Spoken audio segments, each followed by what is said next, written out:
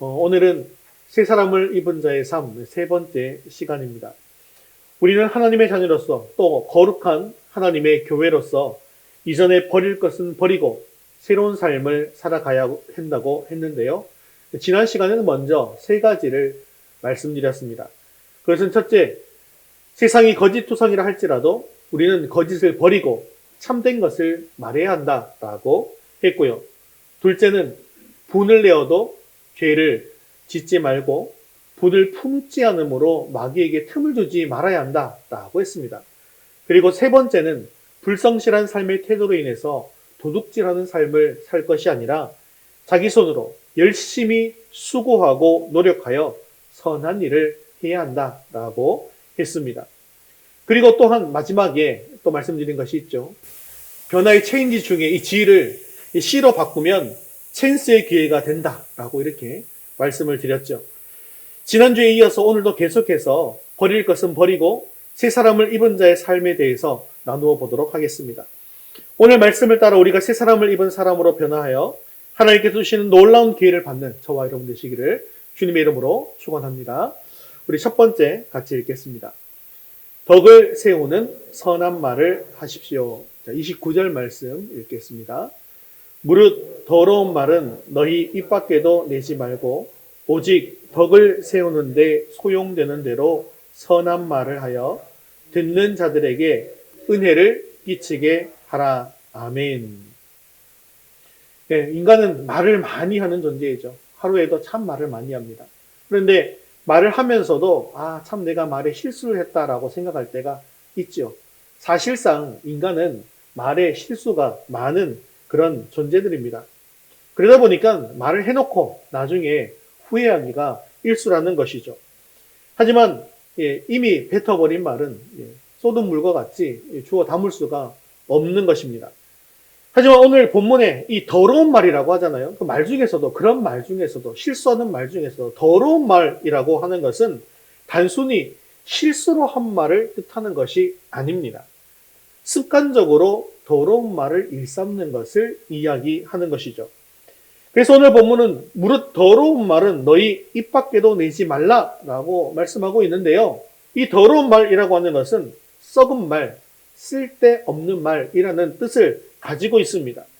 이것은 비방, 험담 같은 말 이런 것들을 이야기하는 것이고요. 그뿐만 아니라 음담패설 같은 이런 영혼을 병들게 하는 그런 말들도 포함해서 이야기하는 것입니다. 예수님께서는 사람이 마음이 가득한 것으로 입으로 말한다고 말씀하셨죠. 그래서 이 말이다라고 하는 것은 그 사람의 인격을 나타낼 뿐만 아니라 사실은 그 사람의 신앙까지도 나타내는 지표가 될 수 있다는 것입니다. 다른 사람과 이야기할 때 남을 비방하는 말을 많이 하고 험담을 많이 한다든지 또 입을 열면 욕설을 많이 한다든지 또 음담패설 같은 것을 입 밖으로 자주 낸다든지 하는 사람은 인격도 문제이지만 신앙도 돌아보아야 한다라는 것이죠. 그래서 야고보는 이 말에 대해서 이렇게 이야기합니다. 야고보서 3장 8절, 10절 말씀 같이 읽겠습니다. 혀는 능히 길들일 사람이 없나니 쉬지 아니하는 악이요 죽이는 독이 가득한 것이라. 한 입에서 찬송과 저주가 나오는도다. 내 형제들아 이것이 마땅하지 아니하니라. 아멘. 이렇기 때문에 새 사람을 입은 그리스도인의 입에서 중상과 비방과 험담이 떠나가야 합니다. 입에서 욕설이 떠나야 하고 음담패설 같은 이런 나쁜 말들이 떠나야 합니다. 한 입으로 영혼을 병들게 하고 영혼에게 상처 주는 말을 하다가 어떻게 그 입으로 또 하나님께 기도하고 찬송할 수 있는 것이 마땅하냐라고 야고보는 이야기하는 것이죠. 그렇기 때문에 새 사람을 입은 우리는 오늘 말씀대로 오직 덕을 세우는 데 소용되는 대로 선한 말을 해야 한다는 것입니다. 그래서 그리스도인의 말은 하나님을 기쁘시게 하는 것이라야 하고 다른 영혼들에게 유익을 주는 말이어야 한다는 것이죠.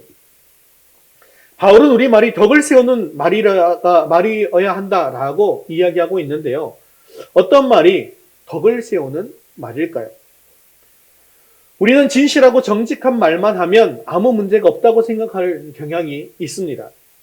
또 그렇게 생각할 수도 있죠. 하지만 진실하고 정직한 말을 한다고 해서 반드시 덕이 세워지는 것은 아니다라는 것을 알아야 합니다. 왜 그럴까요? 내가 옳은 말을 했다고 해서 그것이 반드시 덕으로 이어집니까? 그렇게 안 되는 경우들도 많이 있는 것을 볼 수가 있는 것이죠. 그래서 우리가 옳은 말을 하는 것보다 더 중요한 것이 있다는 사실을 우리는 기억해야 합니다. 그것은 바로 옳은 말을 하는 것보다 더 중요한 것은 은혜를 끼치는 것이다라는 것입니다. 그래서 바울은 듣는 자들에게 은혜를 끼치게 하라라고 권면하고 있는 것입니다. 옳은 말이라고 해서 했다가 은혜가 되지 않는 경우를 사실은 우리 교회 안에서도 많이 보지 않습니까? 오히려 옳은 말 했다가 관계가 깨어지는 경우가 얼마나 많습니까? 어떨 때는 이 옳은 말 때문에 조직이 무너지기도 하더라는 것이죠. 그래서 이것이 옳은 말이라 하더라도 좀 더 신중하게 생각해보고 반드시 해야겠다라고 생각되어진다면 어떤 방법을 해야 된다고요? 듣는 자들에게 은혜를 끼치는 방법을 생각을 해야 된다는 거예요. 생각하고 또 생각하고 또 생각해서 내가 이 말을 했을 때 은혜가 되는가? 라는 것을 생각해 보면서 이야기하라는 것입니다. 그래서 내가 옳은 말을 했는가? 그것이 아닌가? 보다 더 중요한 것은 내가 은혜가 되는 말을 했는가? 아닌가? 라는 것이죠. 그래서 바울은 골로새서에도 이렇게 이야기하고 있는데 골로새서 4장 6절 말씀 같이 읽겠습니다. 너희 말을 항상 은혜 가운데서 소금으로 맛을 냄과 같이 하라. 그리하면 각 사람에게 마땅히 대답할 것을 알리라. 아멘. 사랑하는 성도 여러분, 우리가 하는 말은 정성껏 요리를 해서 맛있는 음식을 대접하는 것 같이 신중하고 정성스럽게 할 수 있기를 바랍니다. 더러운 말을 입에서 자꾸 내뱉으면요, 당연히 시험에 들 수밖에 없죠. 하지만 심지어 옳은 말로 인해서도 시험에 들 수 있다라는 사실을 기억하십시오. 그래서 더러운 말은 결코 입 밖으로 내지도 마시고 옳은 말이라 할지라도 때와 상황에 맞추어서 서로 덕이 되고 유익이 되고 은혜가 되게 말씀하시기를 주님의 이름으로 축원합니다. 우리 두 번째 같이 읽겠습니다. 하나님의 성령을 근심하게 하지 마십시오. 30절 말씀 이어서 읽겠습니다. 하나님의 성령을 근심하게 하지 말라. 그 안에서 너희가 구원의 날까지 인치심을 받았느니라. 아멘. 오늘 말씀은 하나님의 성령을 근심하게 하지 말라고 이야기하고 있습니다. 그런데 원문을 보면 우리말 성경에는 빠져 있지만 그리고 라는 말이 하나님의 성령을 근심하게 하지 말라 앞에 있는데요. 이것은 앞에 언급된 모든 것들이 이것과 연결되어 있는 것을 뜻하는 것입니다. 그러면 성령께서 언제 근심하게 된다는 것입니까? 그것은 지금까지 언급된 옛사람의 모습을 우리가 새 사람을 입은 사람임에도 불구하고 드러내게 될 때 성령께서 근심하게 되더라는 것입니다. 그것이 뭐죠? 우리가 거짓을 행하고 분을 참지 못하고 도둑질을 하거나 자기만을 위해서 재물을 쌓고 더러운 말을 통해서 성도들을 해롭게 하는 일을 할 때 성령께서 근심하신다라는 것이죠. 그래서 우리는 옛 모습으로 돌아가서 성령을 실망시키거나 성령을 근심하게 하지 말라고 하시는 것입니다. 왜 그래야 하는 것입니까? 우리가 그 안에서 너희가 구원의 날까지 인치심을 받았기 때문이다라고 말씀하고 있습니다. 즉 우리는 주님께서 오시는 그날까지 성령을 받은 자로서 그 성령을 내 마음에 모시고 살아가는 사람이 되었기 때문이다라는 것이죠. 근데 구약에 보면 성령이 들어왔다가도 떠나는 경우를 우리가 볼 수가 있었습니다. 삼손이 성령 받은 사람이었는데 삼손이 죄를 저질렀을 때 성령이 떠난 것을 볼 수가 있고요. 또 사울이 하나님의 뜻을 저버렸을 때 이 사울 왕에게서도 성령이 떠나고 악령이 오히려 들게 된 경우들이 있었죠. 그래서 다윗 왕은요, 자기가 간음죄를 저지르고 살인죄를 저지르게 되었을 때 이렇게 시편 51편에 기도하지 않습니까? 주의 성령을 내게서 거두지 마옵소서. 주의 성령이 내게서 떠난다는 것은 더 이상 내가 하나님의 사람이 아니다라는 것을 증명하는 것이기 때문입니다. 그런데 신약시대에 와서는 이렇게 성령이 떠나실 수가 없게 되었습니다. 일단 성령께서 들어오시면 구원의 날까지, 즉 마지막 날까지 우리를 인치시겠다라고 약속하셨기 때문입니다. 그런데 그러다 보니까 여기에서 문제가 발생하는 것입니다. 거룩하신 성령께서 우리 안에 들어와 계셔서 있다 보니 이런 더러운 일들을 하는 영들과 영과 같이 함께 있다 보니까 성령께서 너무나 힘이 되시는 거예요.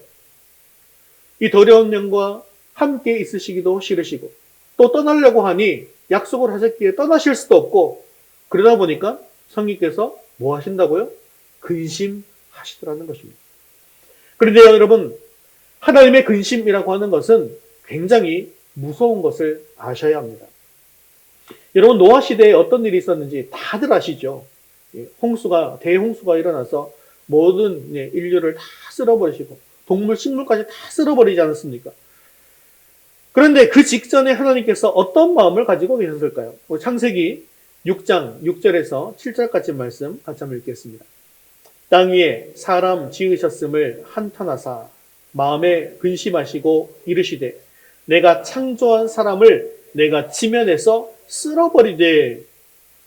하나님께서는 땅 위에 사람을 지으셨음을 한탄하셨습니다.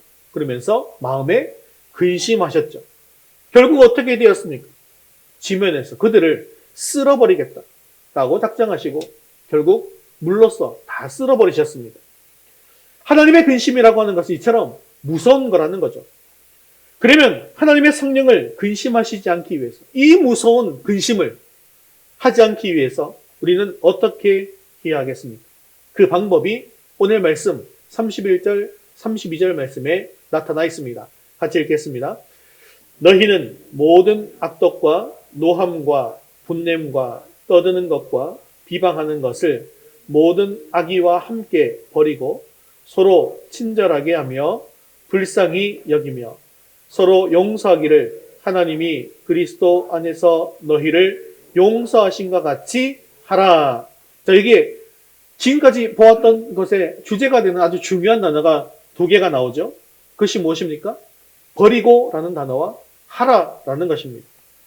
즉, 버릴 것은 버려야 하고 행할 것은 행해야 한다라는 말입니다. 우리가 버릴 것이 무엇입니까? 그것이 31절에 나오는 말씀. 모든 악독, 노함과 분냄, 떠드는 것, 비방하는 것, 이것들을 모든 악의와 함께 버리라고 하는 것이죠. 즉 이런 성품들은 모두 옛사람들이 가진 성품입니다. 자, 이 버릴 것들을 버려야 하는데 악독이라는 것이 무엇일까요? 이 악독은요, 마음속에 독을 품고 있는 걸 얘기하는 거예요. 마음속에 언제 독을 품어요? 원한을 가질 때 독을 품지 않습니까? 끝까지 마음속에 원한을 품고 다른 사람과 화해하지 않는 것, 이것이 악독입니다. 말세가 되면 사람들이 원통함을 풀지 않는다고 했습니다. 그런데 특히 교회 안에서 이런 문제가 발생하면 큰 문제가 되는 것이죠. 교회는 지금까지 에베소서에서 교회는 몇 개다? 하나다 했잖아요. 모든 교회가 하나인데요. 그 하나가 되지 못하고 두 개, 세 개, 네 개로 쪼개지게 하는 것이 바로 마음속에 품은 악독이라는 것입니다. 쪼개지는 정도가 아니라 쪼개져서 또 어떨 때는 끝까지 싸웁니다.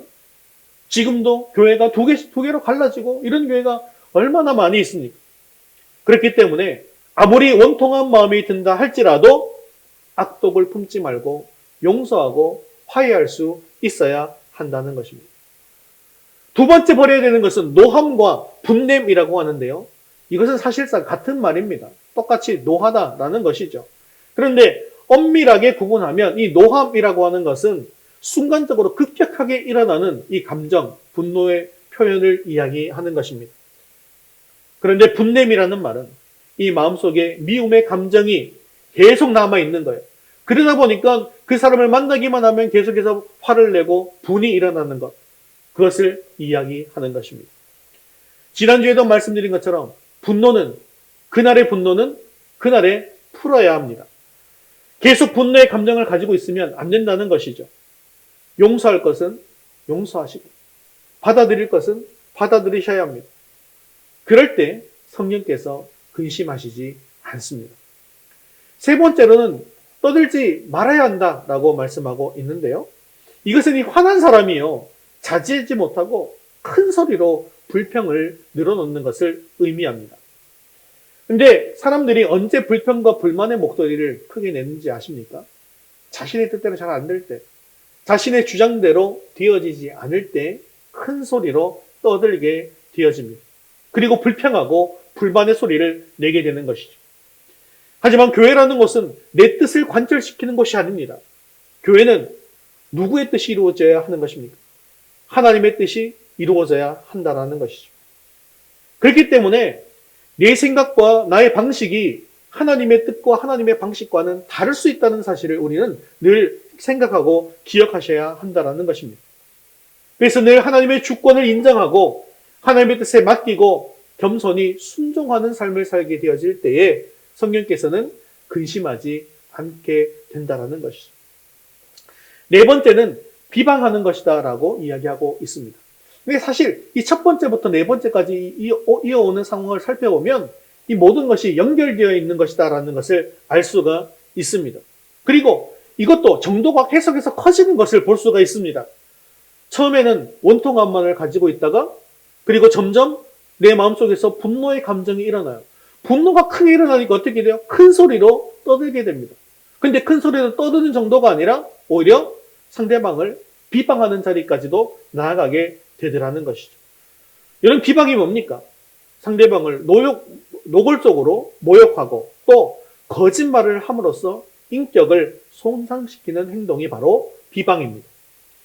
이렇게 마음속에 작은 원한으로부터 시작해서 결국 화를 내며 불평과 불만을 쏟아내다가 비난하면서 상대를 비방하게 되어지더라는 것이죠.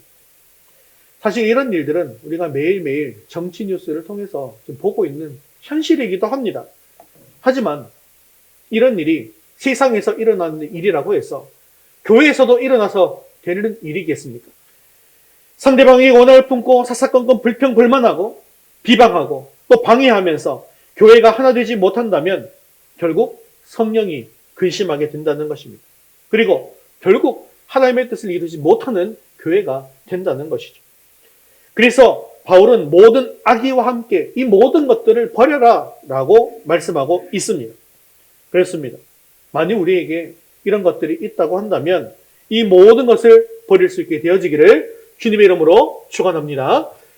자, 지금까지는 성령을 근심하지 않게 하기 위해서 버려야 할 것, 이것에 대해서 말씀을 했는데요. 이제 32절 말씀은 성령을 근심하지 않게 하기 위해서 우리가 적극적으로 행해야 하는 것에 대해서 이야기합니다. 우리 32절 말씀 같이 읽겠습니다. 서로 친절하게 하며 불쌍히 여기며 서로 용서하기를 하나님이 그리스도 안에서 너희를 용서하심과 같이 하라. 아멘. 자, 이렇게 하는 것이 바로 옛사람을 벗어버리고 새사람을 입는 것과 같은 것입니다. 여기에서는 세 가지를 말씀하고 있는데 먼저 서로 친절하게 행하라 라고 말씀하고 있습니다. 이 친절이라고 하는 것은 이 하나님의 성품 중에 우리가 잘 알고 있는 인자하심의 성품입니다. 히브리어 원어로는 헤세드라는 단어인데요. 이 말은 언약 안에서 책임을 다하는 사랑을 뜻하는 말입니다. 이 하나님의 사랑, 이 인자한 사랑, 이 친절한 사랑, 이것은 어떤 사랑일까요? 우리가 하나님께 아무리 미운 짓을 할지라도, 심지어 우리가 하나님을 떠난다 할지라도 하나님은 결코 우리를 버리시지 않는 그런 사랑이라는 것이죠. 왜 그렇습니까? 하나님께서는 우리를 버리시지도 않고 떠나시지도 않겠다고 하는 약속, 그 언약을 하셨기 때문입니다. 이 언약 때문에 우리에게 끝까지 사랑을 베푸시는 것입니다. 바로 이것이 하나님의 인자하심, 즉 친절함입니다. 우리가 서로 친절하게 대해야 한다라는 말씀의 의미도 이것과 같은 것이죠. 자, 우리가 한 몸이 되었는데 사실 이것도 하나님의 언약 안에서 우리가 한 몸이 된 것이죠. 한 몸 공동체를 이룬 교회입니다. 그렇기 때문에 이 언약 안에서 우리는 최선을 다해서 서로 사랑해야 한다는 것이죠. 상대가 아무리 미운 짓을 한다고 하더라도 하나님의 사랑, 이 헤세드를 가지고 친절하게 끝까지 사랑하고 품어주는 것입니다. 바로 이것이 서로 친절하게 행하라라는 말씀의 의미인 것이죠. 두 번째 우리가 적극적으로 해야 되는 것은 서로 불쌍히 여기라고 말씀합니다. 이 불쌍히 여긴다라는 말은 동정심이 많은 것을 이야기하는 것이죠.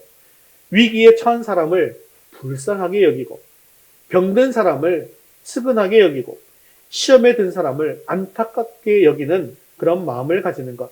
이것이 바로 서로 불쌍히 여기는 마음입니다. 오늘도 우리가 튀르키예 이 선교지에 지시를 당한 그 어려움을 당하고 있는 이 선교센터를 돕기 위해서 또 일시적인 특별 헌금을 오늘 또 드리게 되어지는데요. 우리가 그들을 불쌍히 여기는 마음을 품고 드린 이 선경금과 또 우리의 기도로 그들이 다시금 일어나게 될 줄로 믿습니다. 그리고 세 번째로 적극적으로 행해야 될 것, 이것은 바로 서로 용서하기를 하나님이 그리스도 안에서 너희를 용서하신 것 같이 하라 말씀하십니다. 인간은 아까 말씀드린 것처럼 본래 실수가 많고 결함이 많은 존재입니다. 그래서 서로에게 상처를 입히기에 너무 쉬운 불완전한 존재인 것이죠. 그렇기 때문에 이 교회 안에서조차 서로에게 상처를 입히는 일들이 비일비재하게 일어납니다. 이렇게 원래 인간은 결함이 많은 존재이긴 하지만 우리는 하나님의 교회로 세워졌기 때문에 늘 화목한 공동체를 이루어 가야 하지 않겠습니까? 그래서 이 화목한 공동체를 이루기 위해서 우리에게 반드시 필요한 것이 뭐냐? 그것이 바로 용서라는 것입니다. 서로 용서하지 못하면 그 공동체는 결국 무너질 수밖에 없습니다. 그리고 우리에게 있어서 이 용서하는 기준은 어떻게 삼아야 할까요? 내가 용서할 만하면 용서하고 도무지 용서하지 할 만큼 분이 풀리지 않으면 용서하지 않아도 되는 것일까요? 바울은 그래서 하나님께서 그리스도 안에서 우리를 용서하신 것 같이 용서하라고 말씀하고 있는 것입니다. 하나님이 나 같은 죄인을 어떻게 용서하셨습니까? 하나님은 나의 죄를 완전하게 용서해 주셨습니다. 그리고 그 죄를 다시는 언급하지 않으십니다. 그래서 시편 103편 12절 말씀과 예레미야 31장 34절 말씀은 이렇게 말씀하고 있는 것입니다. 같이 읽겠습니다. 동이 서에서 먼 것 같이 우리의 죄과를 우리에게서 멀리 옮기셨으며 내가 그들의 악행을 사하고 다시는 그 죄를 기억하지 아니하리라. 여호와의 말씀이니라. 아멘. 하나님만 이렇게 하시는 것이 아니라 하나님께서 하신 이 사랑을 우리도 똑같이 해야 한다는 것입니다. 우리가 용서하는 것도 이렇게 용서해야 한다는 것이죠. 그렇다고 한다면 나는 마음으로 용서했어. 난 저 사람 용서했어. 라고 생각하면서 나는 그렇지만 저 사람 보기는 싫어. 하고 계속해서 안 보는 것. 그것은 주님이 말씀하시는 용서가 용서에 해당되는 것일까요? 진정한 용서입니까 이것이? 결코 그렇지 않습니다.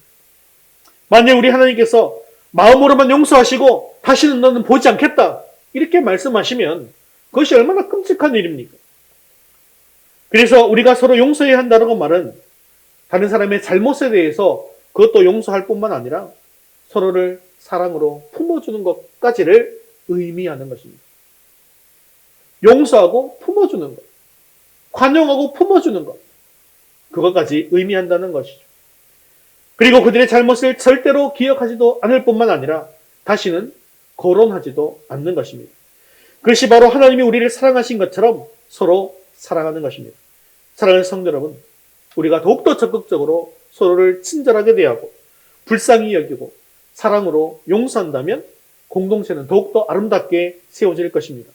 우리는 주 안에서 한 가족임을 명심하고 서로 친절하게 대하고 위기에 처한 사람들을 불쌍히 여김으로 도우시고 서로 간에 주고받은 상처들에 대해서도 용서하고 싸매어짐으로 새 사람을 입은 아름다운 교회가 되기를 주님의 이름으로 축원합니다. 우리 세 번째 같이 읽겠습니다. 하나님을 본받는 자가 되고 사랑 가운데서 행하십시오. 5장 1절 말씀 같이 읽겠습니다. 그러므로 사랑을 받는 자녀같이 너희는 하나님을 본받는 자가 되고 아멘. 자, 지금까지 바울은 옛사람을 벗어버리고 새 사람을 입는 것의 실제적인 적용에 대해서 말씀했습니다. 그런데 여태까지 했던 적용했던 말씀들이 우리 삶의 전부는 아니지 않습니까? 아주 일부분에 불과한 것이죠. 그렇다면 여기에 언급되지 않은 다른 부분에 대해서는 어떻게 살아야 하겠습니까? 그것이 바로 이 부분이고 또한 오늘 말씀의 결론 부분입니다. 그것은 어떻게 하나님을 본받는 자가 되는 것입니다. 그렇다면 우리는 어떻게 하나님을 본받는 자가 될 수 있을까요? 그것은 2절 말씀에 나타나 있습니다. 우리 2절 말씀 같이 읽겠습니다. 그리스도께서 너희를 사랑하신 것 같이 너희도 사랑 가운데서 행하라. 그는 우리를 위하여 자신을 버리사 향기로운 제물과 희생 제물로 하나님께 드리셨느니라. 아멘. 그것은 주님이 우리를 사랑하신 것처럼 우리도 서로 사랑 안에서 살아가는 것입니다. 즉 우리의 사랑은 그리스도께서 우리에게 보여주신 사랑과 같은 것이어야 한다라는 것이죠. 여기에 사랑 가운데서 행한다라는 동사는요, 이 한 번만 행한다라는 뜻이 아닙니다. 평생 동안 계속 지속되어야 할 행동을 뜻하는 것이죠. 우리는 평생 동안 이렇게 사랑 가운데 행하는 삶을 살아야 한다라는 것입니다. 그러면 그리스도께서 우리를 사랑하신 사랑은 어떤 사랑이었다고 하십니까? 그는 우리를 위하여 자신을 버리셨습니다. 이 말씀은 오직 우리를 구원하시기 위해서 하늘의 모든 영광을 버리시고 이 땅에 내려오신 예수님의 인생을 의미합니다. 우리 주님은 하늘의 영광을 포기하시고 이 땅에 오시면서도 가장 비천한 곳인 마국간, 그곳에서 더 낮은 곳인 말구유에까지 내려오셨습니다. 이처럼 우리도 생명을 살리는 일이라고 한다면 이처럼 자기의 가지고 있는 것을 포기하고 버릴 수 있는 마음을 품어야 한다라는 것을 이야기하는 것이죠. 바로 이것이 우리가 본받아야 할 주님의 사랑의 모습입니다. 또한 예수님은 향기로운 제물과 희생제물로 하나님께 드리셨습니다. 주께서 향기로운 제물과 희생제물로 하나님께 제물로 되신 이유가 무엇 때문입니까? 그것은 바로 자기 백성을 저희 죄에서 구원하시는 사명을 이루시고자 그렇게 하신 것입니다. 그래서 이 주님의 사랑은 하나님께서 맡겨주신 정말 중요한 사명을 위해서 자기의 생명까지도 포기할 수 있는 그 사랑을 의미하는 것이죠. 오늘 우리 교회 공동체 안에서도 이러한 사랑이 회복되어야 한다는 것입니다. 하나님께서 우리에게 맡겨주신 사명, 영혼 구원하는 일과 그리고 하나님의 일을 위해서 자기 생명을 다해서 사랑으로 헌신하는 삶이 회복되어야 한다는 것이죠. 오늘 말씀 보니까 예수님의 사랑이 향기로운 제물과 희생 제물이라고 했습니다. 이게 무슨 말일까요? 하나님께서 기쁘시게 받을 수 있는 향기롭고 아름다운 헌신이 바로 이러한 사랑이다라는 것을 이야기하는 것이죠. 그렇습니다. 자기를 버린다는 말은 자기의 유익과 이익을 포기할 수 있는 희생적인 사랑을 의미하는 것입니다. 향기로운 제물과 희생 제물로 드린다는 것은 자기의 생명까지도 아끼지 않는 아름다운 이 헌신적인 사랑을 이야기하는 것입니다. 오늘 우리 교회 안에도 이러한 사랑이 회복되어야 합니다. 사랑하는 성도 여러분, 우리도 주님과 같이 자기를 희생할 수 있어야 하고 자기의 생명까지도 버릴 수 있어야 합니다. 이것이 바로 세상의 사람들과 세상 사람들의 사랑과 구별된 그리스도인의 거룩한 모습입니다. 우리 교회가 주님의 영광을 위해서 이 공동체의 성장과 성숙을 위해서 자기의 것을 포기하고 희생할 수 있는 사랑으로 말미암아 아름답게 세워지는 교회가 되어질 수 있기를 주님의 이름으로 축원합니다.